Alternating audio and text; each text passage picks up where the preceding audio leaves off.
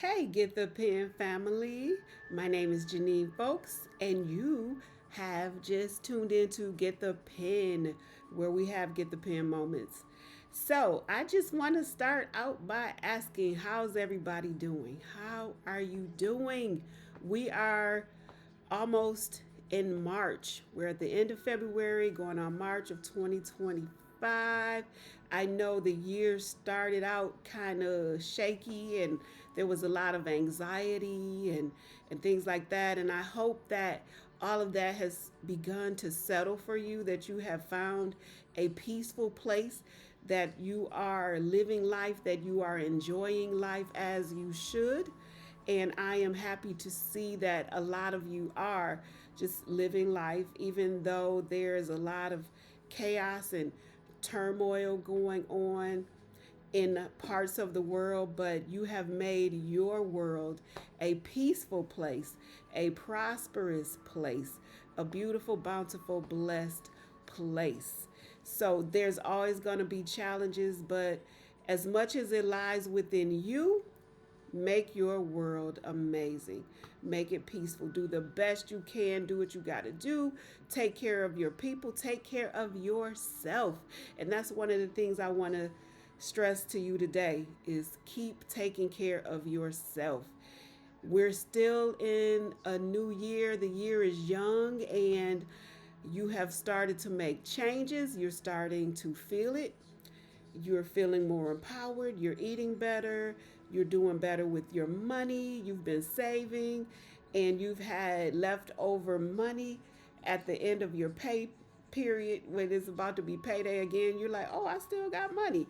And guess what? You're able to save now. You are starting to accumulate savings.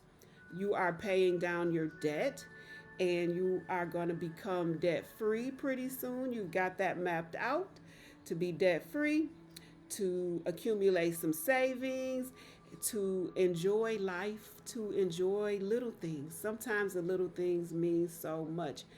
Family time, friend time, your chosen family, biological family, the people you love, people who make you happy, spending time with them, doing meaningful things with your family. I know you're doing those things and I know that you're starting to feel better.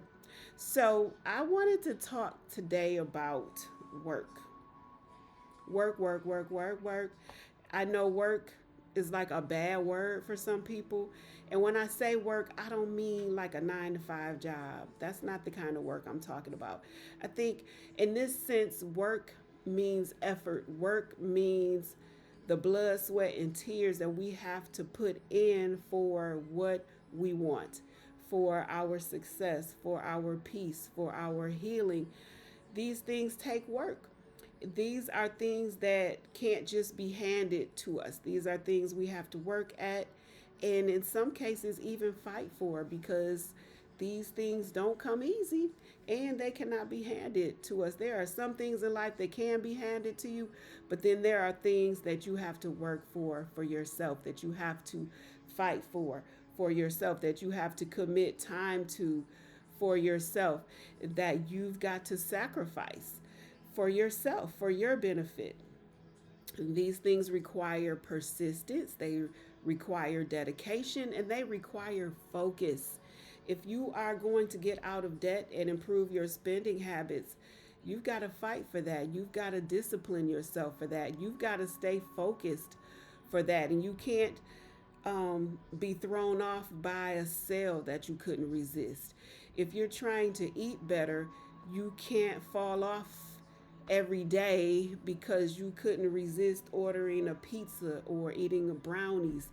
Now, I'm not saying deprive yourself. It's okay to treat yourself in moderation, but we have to do better at staying focused, staying committed, and being persistent. And that's what the work is.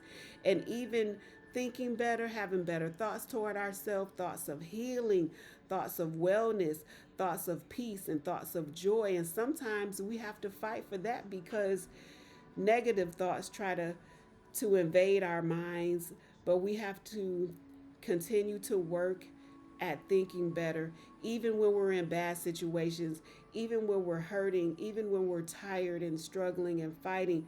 We have to get better at improving our perspective on things and pacing ourselves. Sometimes we can be overloaded and overwhelmed with so many things that we have to do, so many responsibilities. We got families, we've got children, we've got parents or other relatives that we are responsible for or who we are helping.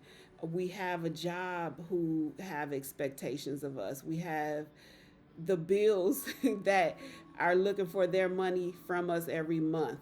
We have to eat, so we've got to buy food, and there are things around the house that might need repairs, even keeping the car running, keeping our bodies healthy with doctor appointments. So many things are pulling at us, and so many of these things take time and they take money, not to mention running a household and a family.